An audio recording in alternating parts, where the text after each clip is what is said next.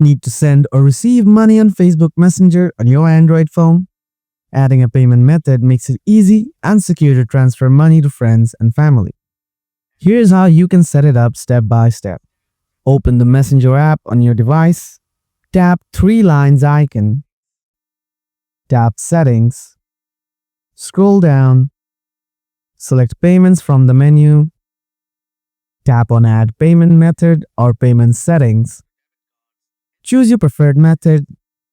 For credit or debit cards, enter your card details, including the card number, expiration date, and CVV.